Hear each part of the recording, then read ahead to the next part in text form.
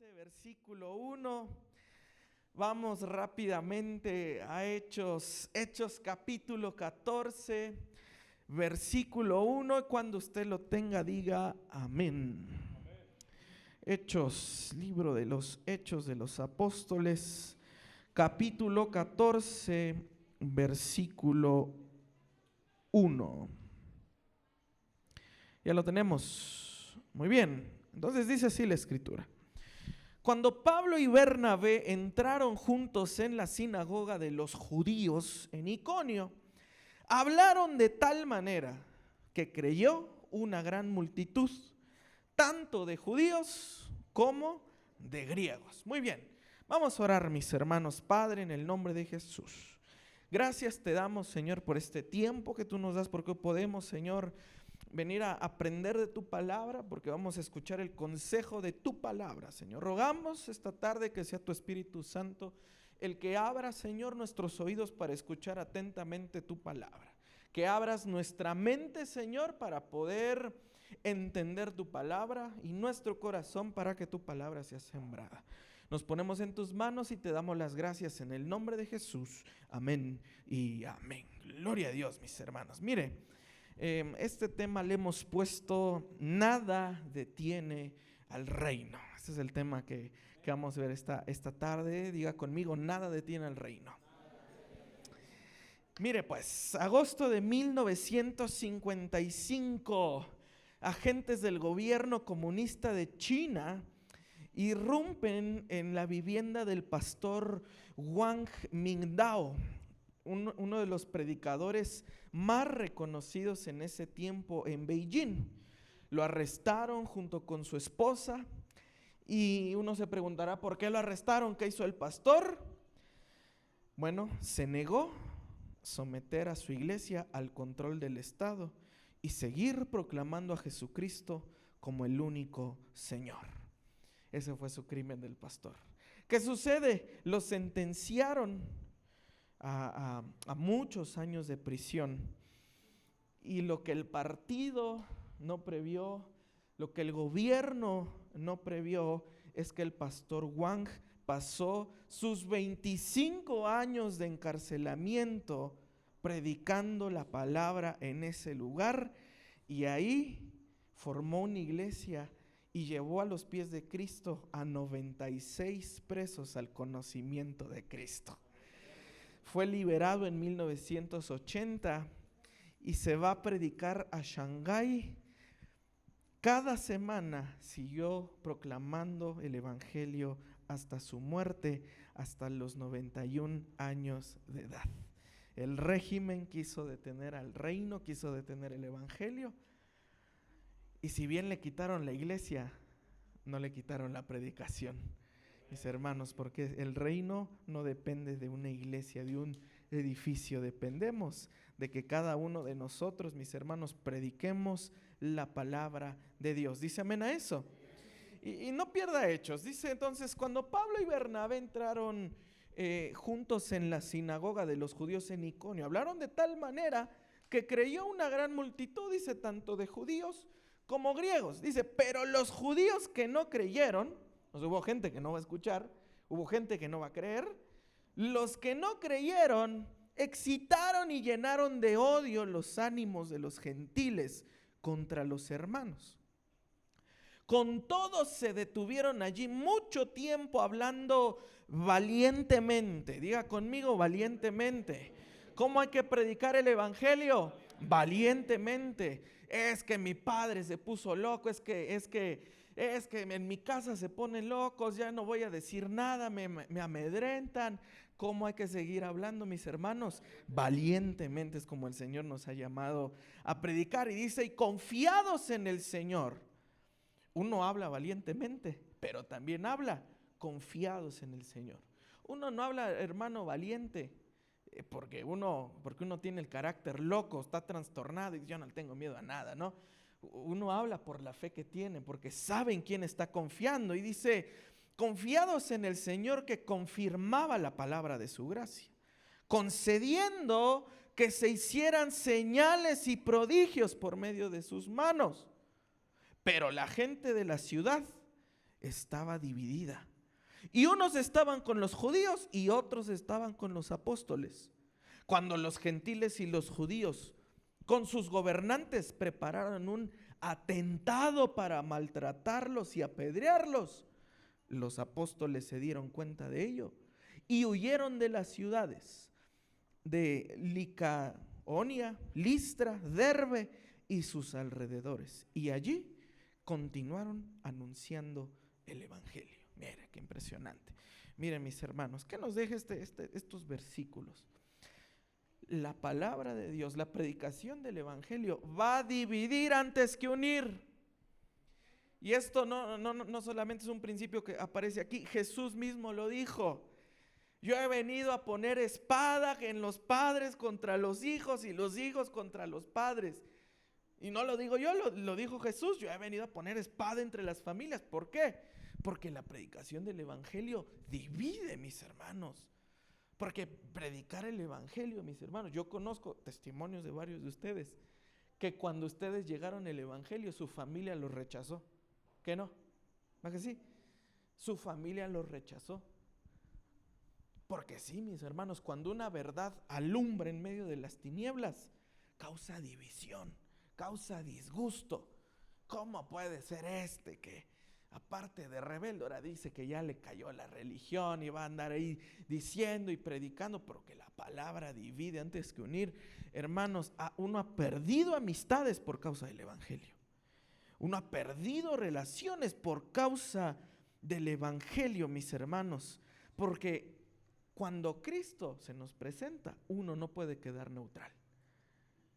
Cuando Cristo se te presenta, no puedes quedar neutral. O lo sigues o simplemente estás en contra de Él, mis hermanos. Y empezó a generar crisis. Porque sabe algo, la palabra de verdad, el evangelio de la verdad, así como lo dijo Jesús, que la verdad los hace totalmente libres. Dice un dicho que debería estar en la Biblia: la verdad no peca. ¿Pero qué dice? Vamos a ponerlo de esta manera: el evangelio no peca. Pero cómo incomoda, ¿verdad? Cómo incomoda el evangelio. Ponga su vida en orden. ¿Y quién es usted para decirme que ponga mi vida en orden? Ponga a sus hijos en orden. ¿Y quién es usted sin hijos tiene para decirme que ponga a mis hijos en orden? ¿Usted qué sabe? Pon tu relación en orden. ¿Y quién eres tú para meterte en mi relación?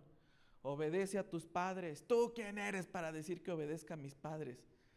Porque sabe algo, un evangelio que no ofende a nadie no va a salvar a nadie, porque el evangelio saca a la luz tus errores. ¿Me está entendiendo? El evangelio saca a la luz tus pecados. Saca a la luz lo que más te incomoda, lo que decías, esta nadie me la cacha. Cuando el evangelio te confronta, ahí empieza a burbujear, empieza a salir. ¿Y cuál va a ser tu reacción?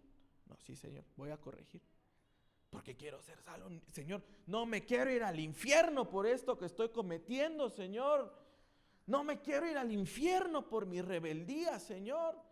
No me quiero ir al infierno porque mi matrimonio está mal, Señor. ¿Qué voy a andar aguantando la señora en el infierno? Si ella que se vaya, pero yo no. ¿Me doy a entender acá? ¿Me está entendiendo? El evangelio, mis hermanos, tiene que empezar a sacudir. El evangelio tiene que empezar a sacudir. Sí, híjole, Señor, sí me está doliendo, Señor. Por eso, mis hermanos, cada mensaje que le damos es para que se edifique, no para que se enoje con nosotros. Es para que diga, hijo, le voy a corregir ahorita que no me ha caído el juicio, tengo que corregir ahorita. Ahorita, Señor, que no me ha cobrado factura el pecado, ahorita voy a corregir. Pero sucede una cosa u otra. O empezamos a seguir el evangelio del Señor y nos transformamos, o empezamos a hacer un alboroto como estos. ¿Qué dice la Escritura? Idearon un atentado contra los apóstoles. Y hay gente que así empieza a decir. ¿Qué me tiene que andar hablando? ¿Qué me tiene que andar corrigiendo? ¿Qué me tiene que andar diciendo? Y comienzan a atentar contra la autoridad y los voceros que el Señor ha puesto, mis hermanos. Pero ¿sabe algo? Dice la Escritura que los apóstoles comenzaron a hacer señales y prodigios. ¿Y sabe qué pasó? Ni aún así entendieron. Bueno, no entiendes por la predicación del Evangelio, te empiezo a hacer milagros. ¿Quieres una sanidad? El Señor te da la sanidad. Pero ¿sabe? La gente a veces utiliza su sanidad. Ahora sí ya voy a pecar 100% sano. Ya ahora sí me enderezó el Señor. Ahora sí ya nada me estorba. Ahora sí ya voy a pecar ahora sí con el cuerpo sano. Y el Señor empieza a obrar con milagros, con prodigios, con señales. Y aún así la gente no entiende. Aún así la gente no lo comprende. Y los apóstoles dijeron, bueno, es tiempo de partir porque aquí nos van a matar. Y probablemente los judíos que no creyeron dijeron, ya lo hicimos. Ya. ¿Y qué dice la última parte del versículo? Se fueron a huir y se escondieron. Fueron a seguir, mis hermanos, porque el reino sigue adelante a pesar de la oposición del hombre. Porque el reino sigue adelante a pesar de nuestra rebeldía. Por eso te hago la pregunta en esta tarde: ¿cómo quieres que Dios avance? ¿Quieres que Dios te use para avanzar el reino de Dios? Porque Dios puede usarte a ti o puede usar a pesar de ti. ¿Me estás entendiendo? Podemos ser instrumento en las manos de Dios, o a pesar de nosotros, Dios va a cumplir su propósito y su promesa. Y yo creo que hoy es un buen tiempo para decirle: Señor, creo que sería bueno que me uses a mí en el avance de tu reino, ¿verdad que sí? Sí, amén. Creo que sería bueno que me ayudes a mí, Señor. Y mire qué pasó. Versículos del 8 en adelante. Dice: y había en Listra un hombre que estaba sentado. Fíjese, primero dice que estaba sentado, imposibilitado de los pies. Número 2, cojo desde el seno de su madre y que nunca había caminado. 4 cosas: sentado, imposibilitado de los pies, cojo desde el nacimiento y nunca había caminado. O sea, lo que Lucas aquí está diciendo, para que vean realmente que esto no es un cuento, un chiste. Esto es real. Y dice: escuchaba hablar a Pablo, el cual, fijando la mirada en él y viendo que tenía fe para ser sanado. Fíjense qué interesante pasaje mis hermanos. Diga conmigo: fijando la mirada en él. Ahora diga conmigo: viendo que tenía fe. ¿A qué tipo de personas va a sanar el Señor? A los que tienen fe. Señor, ¿por qué no me sanas? Señor, ¿por qué no me cambias? Ya viste, Señor, estoy imposibilitado, estoy sentado, o sea, no estoy haciendo nada. Y además, aunque pudiera hacer algo, tengo las patas chuecas, Señor. Y desde nacimiento, Señor, o sea, he sido un inútil toda la vida. Pero hay algo que sí pudo tener, que es la fe. Hay algo que sí pudo tener. Y estaba viendo predicar al apóstol Pablo y mis hermanos. Bueno, yo no sé usted, ¿verdad? Pero yo creo que escuchar predicar a Pablo ha de ser otro nivel, mis hermanos. Y aquel escuchando la palabra. Y ahora, ¿nunca se ha preguntado por qué unos reciben palabra y ministración de parte de Dios y otros no? ¿Por qué cuando los ministros unos se andan moviendo y le toca a uno? ¡Pah! ¿Por qué? Yo me he preguntado lo mismo. Es por la fe. Es por la fe. ¿Por qué a mí no me dices nada, Señor? Pues bueno, para empezar debes de tener la fe para que Dios te hable. Porque si vas a estar todo cerrado, todo expectante nada más, a lo mejor puedes decir: estoy enfermo, ya no puedo más, no puedo caminar, no puedo levantar, no puedo hacer nada, soy un inútil. Pero si me queda una cosa, Señor, mínimo con esa salvo de mi vida, y es la fe. viendo que tenía fe. Viendo que tenía fe, dice la Escritura. Dijo con voz fuerte: levántate derecho sobre tus pies. Y dio un salto y comenzó a caminar. Y cuando la multitud vio que lo que Pablo había hecho, alzaron la voz diciendo en el idioma local: los dioses se han hecho semejantes a los hombres y han descendido a nosotros. Y llamaban a Bernabé Júpiter y a Pablo Mercurio, porque este era el que dirigía la palabra. El sacerdote de Júpiter, cuyo templo está a las afueras de la ciudad, trajo toros y guirnaldas a las puertas y quería ofrecer sacrificios junto con la multitud. Pero cuando lo oyeron los apóstoles Bernabé y Pablo, rasgaron sus ropas y se lanzaron en medio de la multitud gritando: señores, ¿por qué hacen estas cosas? Nosotros también somos hombres de igual naturaleza que ustedes. Y les anunciamos el evangelio para que vuelvan de estas cosas vanas a un Dios vivo que hizo el cielo, la tierra, el mar y todo lo que hay en ellos. En las generaciones pasadas, Él permitió que todas las naciones siguieran sus propios caminos.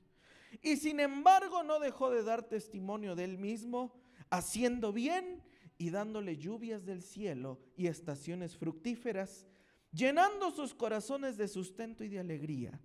Y aún diciendo estas palabras, apenas pudieron impedir que las multitudes les ofrecieran sacrificio. Miren nada más, aquí tenemos otro extremo. Mientras en un extremo está la incredulidad, mientras en un extremo está ese loco, no va a pasar nada, no va a decir nada. En el otro extremo está el empezar a ver a los ministros de Dios como si fueran dioses. Y ese también es un error, mis hermanos. Ese también es un error que hay que tener cuidado. Esa gente que se anda hincándole a sus pastores, a los profetas, esa gente que anda atrás de ellos buscando una palabra, como si no tuvieran a Dios, como si no tuvieran oración, que andan buscando una sanidad como si ellos fueran los dioses. Eso es idolatría ministerial. Y hay que tener mucho cuidado de eso. Mire, no estoy diciendo que al ministro no se le debe de respetar o de honrar. Pero una cosa es el respeto, la obediencia y la honra. Y otra cosa es cuando se empieza a idolatrar al ministro. Y mire, mientras en una ciudad los corrieron, en esta hasta los iban a adorar. ¿Se da cuenta el contraste? Y mire, uno como ministro diría: entonces aquí sí me valoran, aquí sí me quieren, aquí sí me honran. Mira, acá hasta salió el sacerdote, ya le iban a dar trono. Y mire, y esto no pasó por casualidad, sino que esto era una leyenda de esa ciudad. Había un poema romano de un tal Ovidio. Existía una tradición conocida donde los dioses Zeus y Hermes habían visitado la zona disfrazados de hombres. Como nadie los recibió, destruyeron la ciudad y solo salvaron a una pareja de ancianitos, Filemón y Baucis, porque ellos fueron la única parejita de ancianitos que les dio hospitalidad. Debido a esa tradición, cuando vieron a Bernabé y a Pablo que empezaron a hacer milagros, dijeron: otra vez vino Zeus y Hermes. No vaya a ser que nos destruyan aquí, entonces mejor ahora sí hay que adorarlos. ¿Se da cuenta del contexto? ¿Por qué? Porque los empezaron a adorar. Por eso dijeron: los dioses han regresado, los dioses están en medio de nosotros. Por eso a uno le pusieron Júpiter y Mercurio, ¿no? Bernabé Júpiter, que es la tradición romana, pero era Zeus en griego, y Mercurio, la tradición romana, y era Hermes en griego. A Pablo le llamaban Hermes porque Hermes era el dios que llevaba el mensaje de los judíos. De ahí la derivación de la palabra hermenéutica, el entendimiento de los textos, ¿no? De ahí la derivación de la palabra hermenéutica, Hermes, el mensajero de los dioses. Eso porque se creía, dicen los historiadores, que Bernabé imponía, era más corpulento, y Pablo tenía la facilidad de la predicación, la facilidad del habla, mis hermanos. ¿Vamos bien acá? Todo eso provocó la sanidad de uno, ¿no? Y alguno dirá, ahora sí, pues me toca mi sanidad. No, déjale, llevo algo al profeta, déjale, le doy una ofrenda, déjalo busco, deja ver si quiero orar por mí. Y ahí hay gente ahí buscando profetas, buscando pastores, a ver si ellos les puede hacer su milagro, cuando en realidad, mis hermanos, el que hace milagros por su voluntad soberana es el Señor. Solamente es que Dios utiliza sus vasos de barro para hacer milagros, pero es por el poder del Señor, mis hermanos, no por el poder del hombre. Tenga cuidado en eso, mis hermanos, tenga cuidado en eso. Entonces, el honor, la honra mal dirigida es tan peligrosa o igual de peligrosa que rechazar el evangelio. Los dos extremos son malos. El que rechaza también está pecando, pero también el que idolatra a los ministros está pecando de igual manera, mis hermanos. ¿Me está entendiendo? Ahora, ¿qué hizo Pablo y Bernabé? Corrigieron. Y ese es examen para el ministro. Cuando te empiecen a honrar, ¿qué vas a hacer? No, brother, es que fíjate que si quieres que te visite en hoteles de tal línea nada más, ¿no? Y mínimo la cuota es de tanto, si no, pues la verdad es que no voy. Y es por día, ¿no? Es por día. Yo no sabía, bro, hasta que estaba platicando con un hermano, que las tarifas las ponen por noche, como si fueran hoteles. Sí voy, pero te cobro tanto por noche. Ándale, mira, ¿no? Sí, y el helado, ¿de qué lo quieres, brother? ¿No? Esa es prueba para el ministro. ¿Me estoy dando a entender?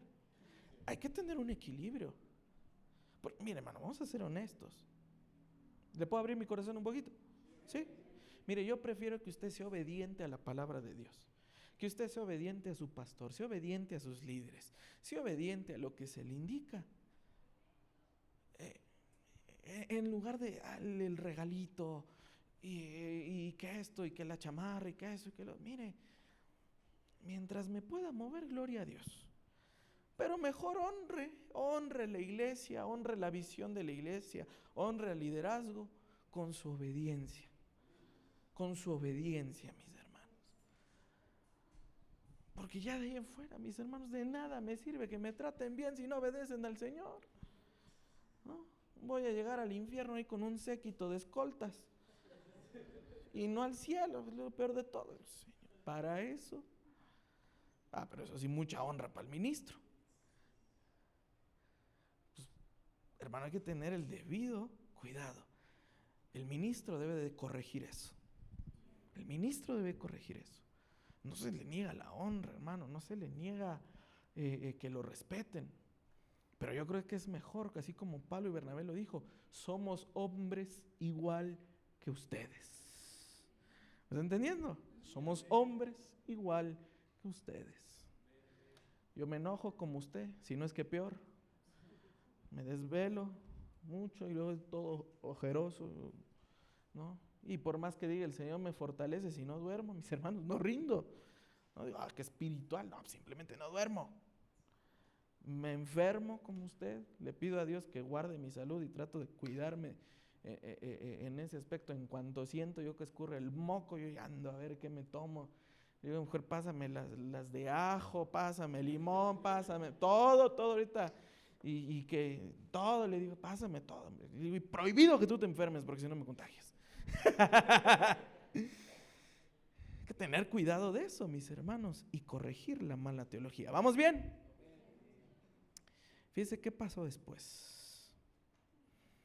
Sigamos adelante, mis hermanos, versos del 19 en adelante. Dice, pero vinieron algunos judíos de Antioquía y de Iconio, y habiendo persuadido a la multitud, ¿qué pasó? Apedrearon a Pablo. Oh, Señor, mejor si me dejo honrar. ¿No? Pues si así me van a traer, no, mejor sí que me den sacrificios. Y fíjese, y lo arrastraron fuera de la ciudad pensando que estaba muerto. O sea, hermanos, sí le dieron. Y mire, uno pensará, las piedritas, hay unas piedritas así. Hermano, las piedras de ese entonces eran como del tamaño de tabiques. Y entre la multitud, por supuesto que eso iba a matar a alguien. Y sí pensaron, ya lo matamos, ya se cayó por fin. No se dejó honrar, pues bueno, si es hombre, vamos a ver si se muere, dijeron, yo creo, ¿no? Lo arrastraron fuera de la ciudad pensando que estaba muerto. Pero mientras los discípulos lo rodeaban, él se levantó y entró en la ciudad. Y al día siguiente Pablo partió con Bernabé a Derbe. Fíjense. Mire, el sufrimiento es currículum del ministro, no es la excepción. Apenas pasan 2 versículos donde casi lo adoran y ahora lo apedrearon, ¿no? Lo dieron por muerto, mis hermanos. La misma gente que quería lo dieron por muerto. Martin Lloyd-Jones decía que el libro de los Hechos no es una historia de triunfo sin dolor. Es la historia de cómo el poder de Dios se perfecciona en la debilidad humana. Miren, mis hermanos, el sufrimiento no es señal de que Dios ha abandonado la misión. Entiende esto, el sufrimiento no es señal de que Dios ha terminado tu propósito contigo. El sufrimiento no es señal de que el diablo ganó. El sufrimiento no es señal de que las tinieblas ganaron. Muchas veces el sufrimiento es la señal de que la misión que tú tienes, de que el propósito que tú tienes, está tocando algo que el diablo no quiere que sea tocado. Está tocando algo que el enemigo no quiere que toques. ¿Me estoy dando a entender acá? Cuando empiezo a ordenar mi vida, me empieza a ir mal en el trabajo. Cuando empiezo a ordenar mi vida, me empieza a ir mal en las finanzas. Cuando empiezo a ordenar mi vida, me empiezo a enfermar. Cuando empiezo a poner mi casa en orden, mis hijos se ponen más rebeldes. Mi mujer se pone más rebelde. O el varón, ¿verdad? También le tiramos mucho a las hermanas, pero bueno. Este pelón se pone más rebelde. ¿Ah? Llegó borracho a la casa el viejo este. Llegó mal. Todo parece que va mal, ¿va que sí? Y uno está diciendo, Señor, ¿qué está pasando ahí, Señor? ¿Por qué me está yendo así? Me estoy acercando más y más me enfermo. Me estoy acercando más y perdí mi trabajo. Estoy poniendo en orden mi vida y ahora mi matrimonio se está tambaleando. Cuando caminas sobre el propósito que Dios te dio, hay cosas que van a empezar a temblar. Hay cosas que van a empezar a tambalearse. ¿Sabes por qué? Porque lo que el diablo pensaba que tenía bajo su gobierno, lo estás empezando a sacar a la luz. ¿Y usted cree que el diablo va a querer eso? ¿Por qué mientras no se acercaba a Dios tenía buen trabajo? Tenía dinero, tenía salud, tenía tiempo, un montón de cosas, ¿va que sí? ¿Se acuerda cuando estaba en el mundo? ¿Sí se acuerda? No, va a decir que no, no, hermano, no. Yo ya dejé las cosas atrás, pero sí se acuerda. Los pachangones que se echaba. ¿Cuántas se tomaba y el hígado aguantaba? ¿No? Y ahora ya no aguanta ni la coca porque le da. ¿Cuánto se fumaba? Y todavía hablaba bien. Y ahora intenta cantar y no canta, brother, no canta. Dijo, brother, súbele a la música, bro, porque esto me vayan a desentonar a los muchachos de acá. Y tenía la fuerza y tenía todo, pero cuando pone la vida en orden, me va mal, no tengo dinero, no tengo trabajo. ¿Sabe por qué? Porque lo que antes estaba cimentado en el pecado se tiene que arrancar, se tiene que quitar para que empiece a cimentar su vida en la roca perfecta que es Cristo. ¿Me está entendiendo? Para que empiece a cimentar su vida. Por eso todo aquello que pensaba que le iba bien se tenía que ir. Para que el Señor cimente su vida por lo que es, mis hermanos. ¿Me está entendiendo? Eso es parte del sufrimiento. Y ahí tenemos un Pablo ahí. Para eso te vine a predicar, Señor. Imagínese a Pablo, un ojote acá salido, los piedrazos que le dieron, literalmente. A esto vine, Señor. A esto, era mejor perseguirlos. Me hacían más caso. Era mejor yo tener la espada, Señor. Ahora mira cómo estoy. Pero dice la Escritura que los discípulos lo empezaron a rodear. Dice, cuando los discípulos lo rodearon, ¿qué pasó? Se levantó, dice la Escritura. Mire, necesitamos discípulos que nos rodeen cuando estamos caídos. Necesitamos discípulos que estén alrededor de nosotros cuando estamos caídos. ¿Por qué quiere caminar solo su proceso? Es que, hermano, me da mucha vergüenza. No. ¿Por qué quieres caminar solo tu proceso? Es que los trapos se lavan en la casa, ¿verdad? Ese famoso dicho. Es que los trapos se lavan en la casa, dice un brother ahí. Pues yo ya vi que llevas 10 años lavándolos y nomás no, ¿eh? Yo ya veo que a la señora la tallas y la tallas y la tallas y se está poniendo como fibra de trastes, brother. En lugar de que sienta amor por ti, está sintiendo puro odio, bro. Porque necesitas discípulos, necesitas iglesia, necesitas hermanos, ministros que te rodeen cuando estás caído y te puedas levantar con fortaleza. No se camina solo, mis hermanos, no se camina solo, entiéndalo por el amor de Dios. Hay gente que cuando comete su pecado lo que quiere hacer es huir lejos, ¿verdad? Muchos dicen eso, es que quiero correr y correr y correr lejos. Bueno, déjeme decirle una cosa, dice el Salmo que puedes correr todo lo que quieras, pero el amor de Dios corre más rápido que tú. ¿Me está entendiendo eso? Es que quiero que me entierren, ¿verdad? Y la gente empieza a ir más para abajo, más para abajo, más para abajo. Y ahí, a ver, ¿a qué hora llego con el diablo mínimo para que me reciba él? Déjame decirte que el amor de Dios es más profundo todavía, es más alto, dice la Escritura. Hasta lo cantábamos de niños. Pero hay gente que sigue corriendo y no se deja rodear. No se deja rodear. Ya están tirados. No quiero que me vean.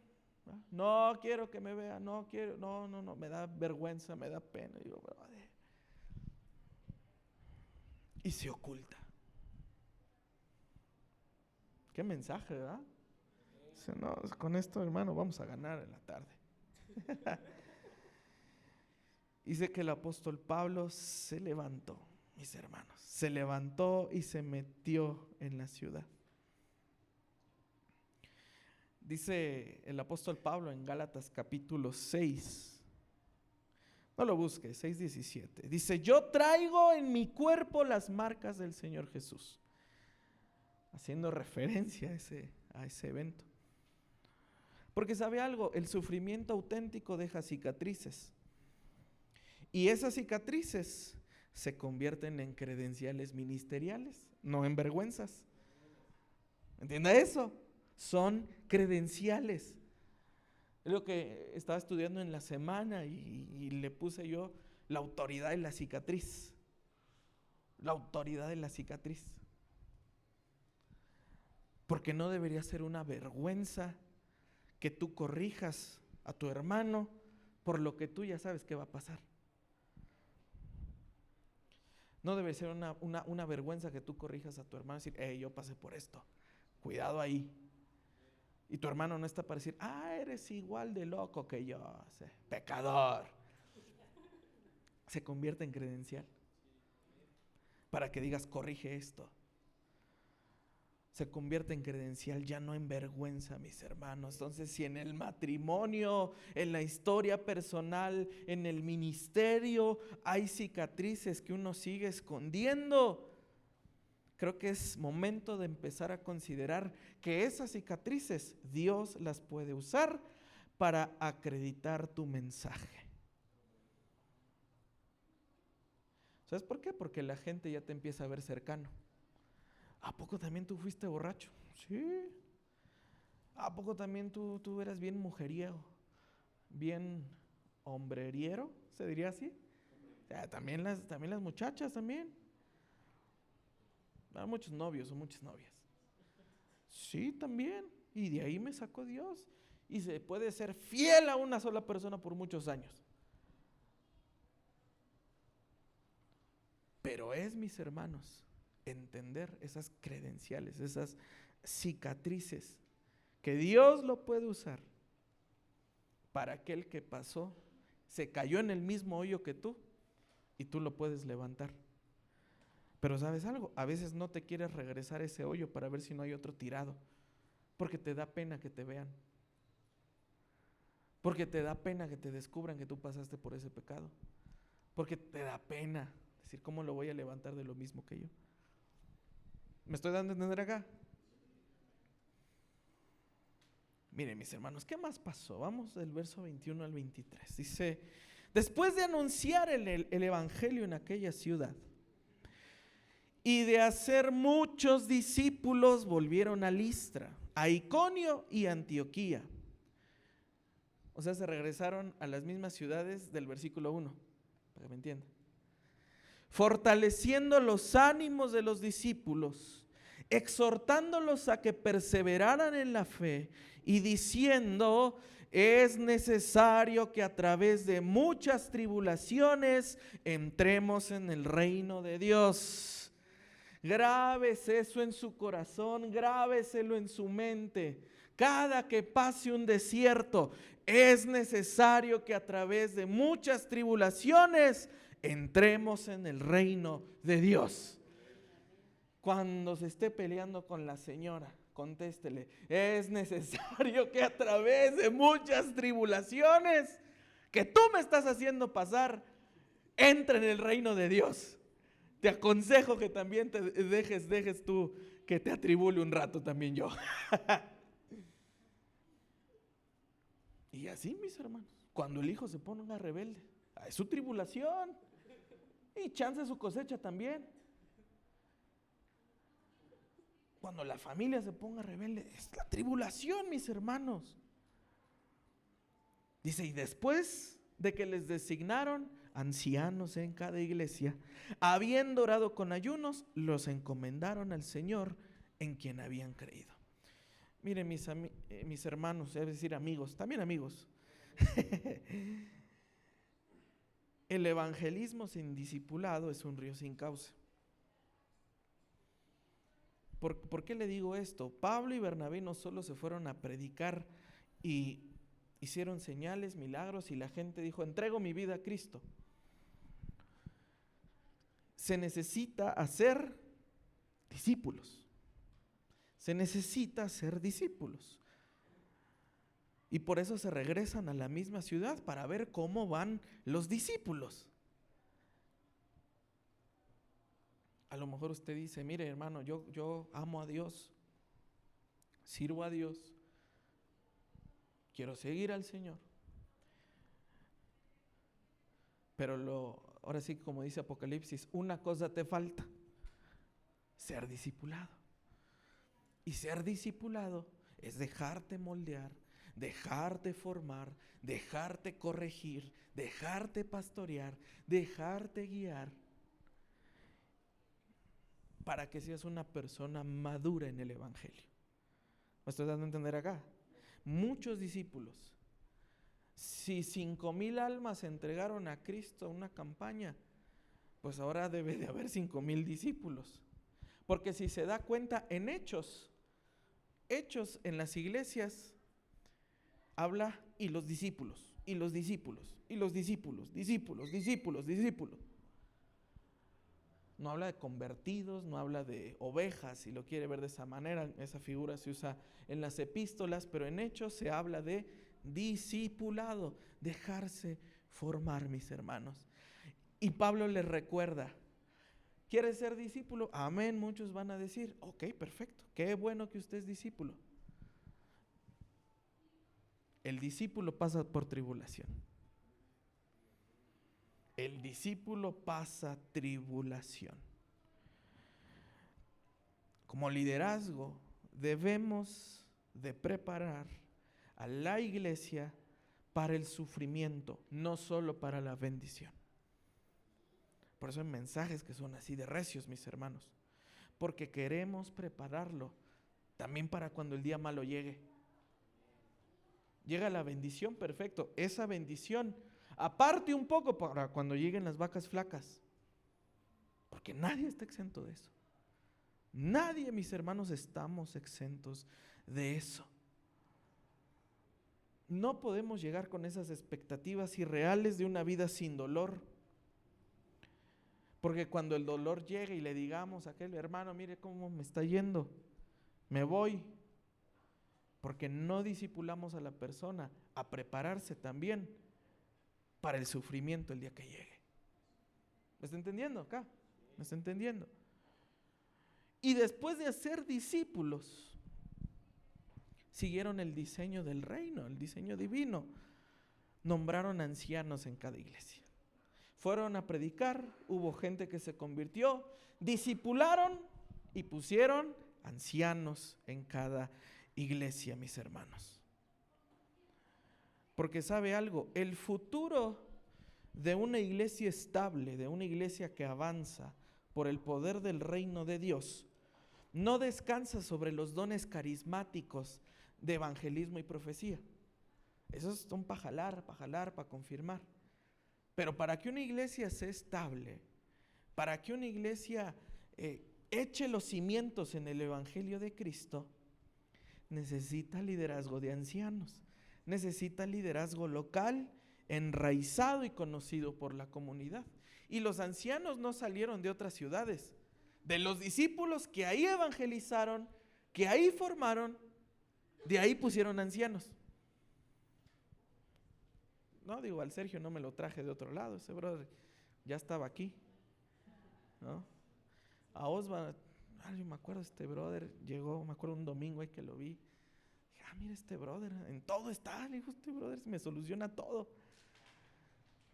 No crea que yo fui a una iglesia a ver quién es el matrimonio más fregón que está atento a todo. No crea que yo fui a hacer eso, hermano. ¿De dónde creen que salieron? ¿De dónde puede salir el liderazgo de esta iglesia? ¿De dónde pueden salir los predicadores de esta iglesia? No me los necesito traer de otro lado. Y usted dirá, ¿a poco yo, hermano? ¿A poco yo? Sí, usted. Sí, usted. Sí, llegó medio tuntún cuando recién lo conocí, pero mire, ya vamos avanzando, ¿no? Ya vamos mejorando. Ya mi cara de sangrón ya se me está quitando, como que ya. ¿Por qué? Porque nos estamos discipulando y estamos generando que la iglesia pueda sostenerse a largo plazo. Lo profético confirma, lo de evangelismo jala, los dones ayudan mucho, eso para el dinamismo del Espíritu Santo, pero la base es el liderazgo pastoral, lo que sostiene la iglesia. ¿Me está entendiendo? Se pusieron a orar y ayunar, ¿no? Dice, habiendo orado con ayunos, los encomendaron al Señor. Mire, mis hermanos, el reino no se mide en multitudes convertidas, sino en discípulos formados que permanecen. Ahí se va a medir el reino, porque sí, podemos llenar estadios, podemos llenar auditorios, podemos llenar congresos, pero el avance del reino va a estar en los discípulos que se formaron. ¿Vamos bien? Mire, vamos terminando. Versos del 24 al 28. Dice, pasaron por Pisidia y llegaron a Panfilia. Qué bonitos nombres. Después de predicar la palabra en Perge, descendieron a Atalía y de allí se embarcaron para Antioquía, donde habían sido encomendados a la gracia de Dios para la obra que habían cumplido. En pocas palabras, Pablo y Bernabé estaban regresando a la iglesia que los envió. Pasaron a predicar, hicieron la misión evangelística y luego dijeron: regresemos a la iglesia donde tenemos que entregar cuentas. Antioquía. ¿Quién le dio su ministerio apostólico a Pablo? No fue Jerusalén, fue Antioquía. Esa fue la iglesia que le reconoció el apostolado, a Bernabé también. O sea, ni Pedro ni ninguno de ellos que estaban en Jerusalén, fue en Antioquía. Y dice, y cuando llegaron y reunieron a la iglesia, diga conmigo, informaron de todas las cosas que Dios había hecho con ellos y cómo había abierto a los gentiles la puerta de la fe. Y se quedaron mucho tiempo con los discípulos. ¿Ya vio? Dice los discípulos. Mira, hermano, Pablo era apóstol, ¿que no? ¿Va que sí? Bernabé era apóstol, ¿va que sí? Pero tenía donde entregar cuentas. Se fueron a Antioquía a informar.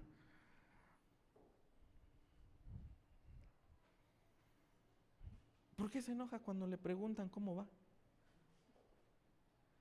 ¿Por qué se enoja cuando le preguntan y qué está haciendo? ¿Cómo va su servicio? Si Pablo, siendo apóstol, daba informes. Mira, hermano, el misionero, el ministro que no rinde cuentas, no tiene autoridad espiritual. ¿Me está entendiendo? Pablo y Bernabé regresan a esa iglesia que los había enviado, convocan a la congregación y dan el reporte. Y Dios hizo esto, e hicimos aquello, y nos sucedió esto. Vaya, no era una presentación de logros o una conferencia de prensa, ¿verdad? El rendir cuentas es un acto de integridad espiritual. ¿Me estoy dando a entender? Rendir cuentas es un acto de integridad espiritual, mis hermanos. La iglesia enviadora, la iglesia que te reconoció tu ministerio, la iglesia que reconoció tu servicio, merece saber lo que Dios está haciendo en tu vida. ¿Me estoy dando a entender acá? G.K. Bell decía, la rendición de cuentas en el Nuevo Testamento no es una formalidad administrativa, sino una expresión de comunión y sujeción. El que trabaja solo sin rendir cuentas a nadie, no solo es imprudente, sino que está operando fuera del patrón apostólico y del Espíritu Santo. Mire, mis hermanos, y yo sé que, ¿qué se mete usted? ¿Qué le importa a usted? ¿Qué anda metiendo las narices donde no le importa? Mis hermanos, si Dios nos dio el ministerio a través de una iglesia, a través de un liderazgo que nos reconoció, es necesario y es de integridad que rinda cuentas. ¿A poco no le gusta que sus hijos le rindan cuentas? ¿Cómo vas en la escuela? ¿Cómo vas en la carrera? ¿Cómo vas con tu novio, con tu novia? ¿Cómo vas? ¿Qué te importa? Vas a decir, ¿no? Es un principio de autoridad espiritual rendir cuentas, mis hermanos. Véalo de esa manera. Y fíjese el lenguaje que usaron. Dice que informaron lo que Dios había hecho por medio de ellos. No dice lo que nosotros hicimos. Es que me pusiste porque soy el bueno. Y ya hice esto, y ya hice aquello, y ya logré esto, y ya logré aquello. Fíjese el lenguaje apostólico, lo que Dios hizo a través de nosotros. Eso mantiene también humildad ministerial. Mantiene mucho la humildad ministerial. Y dice que se quedaron con los discípulos. ¿Cuánto tiempo? Ahí al final del versículo, ¿qué dice? ¿Cuántos se quedaron? Mucho tiempo. Mire, el descanso es parte de la misión. Mire, mis hermanos, dice, se quedaron allí mucho tiempo. No se pasaron inmediatamente al siguiente viaje. No dijeron, ay, listo, vámonos al siguiente. Ya estuvimos aquí 2 días, vámonos a predicar a otro lado. Se quedaron, se nutrieron en comunidad, se quedaron a ser discipulados, se quedaron a ser enseñados todavía más tiempo. Porque ¿sabe algo? A veces queremos ministerios itinerantes y siempre estar haciendo esto y siempre estar haciendo aquello y siempre estar acá y siempre estar allá y un montón de cosas. Pero ¿cuándo va a recibir? ¿Cuándo va a nutrir su alma? ¿Me entiende? Qué bueno que Dios ya le dio ministerio, qué bueno que Dios ya le dio servicio, pero tome tiempo para nutrirse con los discípulos. Tome mucho tiempo para quedarse con los discípulos. ¿Me doy a entender? Tome ese tiempo para entender, para aprender, para seguir aprendiendo, mis hermanos. Porque el avance del reino es así. Me nutro y ahora sí puedo salir a la que sigue. El Señor me discipula, ahora sí puedo enseñar el siguiente nivel. El Señor me nutre, ahora sí puedo ir al siguiente nivel de unción. Por eso, mis hermanos, siéntese a ser discipulado.